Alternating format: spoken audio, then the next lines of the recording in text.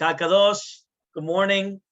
I wanted to share with you an incredible idea that I saw to do the Mishkan and for generations. We know in this week's Parashat, it says, Ve'asu li migdash v'shachanti b'tocham, which means that you have to make for me a migdash, a holy place, and I will dwell in it. But it doesn't say v'shachanti b'tocho in it, it's b'tocham, amongst them. The creation of the world, there is exactly 31 pesukim in Sefer Bereshit that speaks about the creation of the world. So you're going to take from Bereshit and the creation of the world 31 psukim, verses. Now, on the other hand, in Chumash Shemot, which is this Sefer, the Torah comes and gives 450 pesukim, not 31, 450 pesukim about the construction of a building, of a Mishkan in the desert. Now, there's something that's not making sense here. The creation of the world, which you have everything, the mazalot, the consonants, the sun, the moon, everything, 31 pesukim.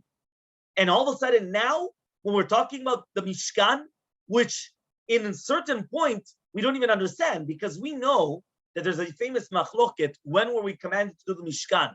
Was it because of the sin of the Meraglim, right? And that means we know that if, was it because of the sin of the Chet HaEgel, the golden calf? Because we know that if right now there was no Meraglim, we would have went straight into Eretz Yisrael, and then we would have had the Beit HaMikdash, right? Moshe Rabbeinu would have brought us into Eretz Yisrael. So if think about it, the Mishkan was going to be for such a short amount of period of time. It wasn't going to be for 40 years in the desert. So therefore, why does the Torah go to such an incredible, we're going to say, length of explaining what is going on for a building that might be just for a temporary, and 450 pesukim, and not like where we're thinking, right, of the creation of the world, but rather the answer is the way that we started. How do we start? We started by saying Ve'asu limigdash v'shachanti b'tocham, right? As the Shlach Kadosh says, the Alshich. What does it mean b'tocham? He says it doesn't say b'tocho. It says b'tocham, in the heart of every single Jew. What does that mean? That means that Kadosh Baruch Hu in these 450 pesukim is turning to every single human being. And he says, you want to know who you are? You want to know how to have a tzlacha in life? Learn the Mishkan. Learn the building, the tabernacle. Understand it, everything which is going on. And then you'll know how to succeed in life. Why? Let's explain. Chazal teach us that there are certain things behind the Mishkan. There are three main kelim, utensils in the Mishkan, right? We had the menorah, which is the menorah, right? The Chanukiah, the Mizbach Zahav, the golden Mizbeach, right? The altar, the Shulchan, and the table. What do these utensils remind us?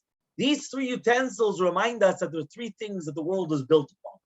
Al Shosha Dvarim Ha'olam Omed, Ala Torah, Ala Avodah, Ala Gemilut Chasadim. Why? The menorah is always a symbol of Torah, right? The Mizbeach, the service, the altar, is always the service of tefillah, of avodah. The shulchan, which is a table, is always gemilut chasadim, that we always invite guests to our table in order to give out. More than that, each one of these three utensils also hint to the forefathers. Why? The shulchan, right, which is a table, is a remes to Abraham Avinu, achnasat orchim. He brings everyone to his table. The Mizbeach, Yitzchak, the altar. Yitzchak Avinu was going to be sacrificed. He was sacrificed on the altar when he was doing Akedat Yitzchak. And Yaakov is Midat, the Torah, which is the Amud Torah, which is Ishtam, Yoshev Ohalim. So you have the three main utensils of the Mishkan symbolize the three main aspects that we're supposed to pay attention in life, Al Torah, Al Avodah, Al Gemilut Chasidim, and also the three Avot Hagdoshim. Another, the most inner utensil in the Mishkan was the Aron. On the Aron, you had the kaporet, which is a cover, and the kruvim, the two angels, which were on top of the cover. Rav Shimshon Raphael Hirsch explains on the Torah, he says, what do we learn from the Aron?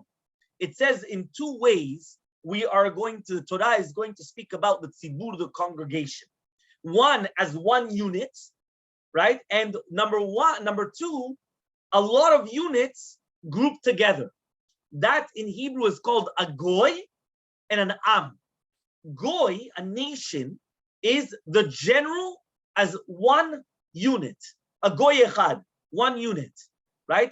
Am is mitzayen to the tzibur, like a chevra, an am Yisrael. We have many different groups into one nation, into one group. That's called an am. That's a difference between an am and a goy. Many times we speak about it, am Yisrael, or goy echad ba'aretz. One goy. Goy is one group as a whole. Am is many different individuals making up the whole. The Aron HaEdut is made out of wood, and then it's made out of also gold. If you remember, I have gold on the inside, gold on the outside. The kaporet and the kruvim are made out of gold, right? So what are they coming to teach you? If Bnei Yisrael are going to be bishlemut, with oneness, with uniqueness, b'tzivut shel zahav, like gold, right? We're always going to be connected to HaKadosh Baruch Hu.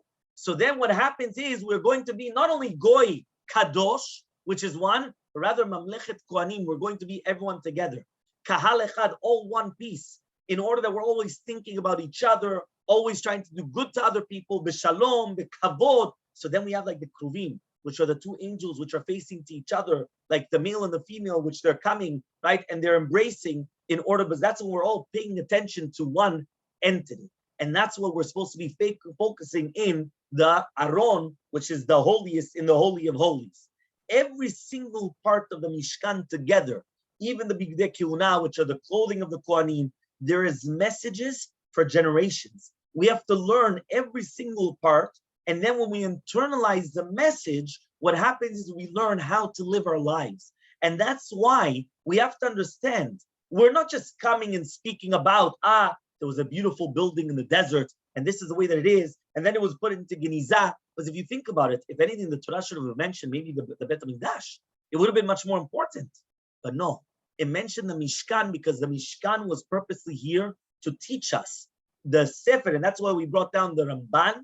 Nachmanides explains that Sefer Shemot finishes off with the entire Mishkan project, because Sefer Shemot is called the Sefer Hageulah, and the Geulah, the redemption, only doesn't finish off with Yetziat Mitzrayim. It's only when we're completed, when HaKadosh Baruch Hu is going to put a Shekhinah amongst Bnei Yisrael. And therefore we come and we pray to HaKadosh Baruch Hu, right, that we should finally get the finishing of this long exile, and we should be connected to HaKadosh Baruch Hu, Be'ezrat Hashem, who is putting a Shekhinah amongst Bnei Yisrael. Shabbat Shalom.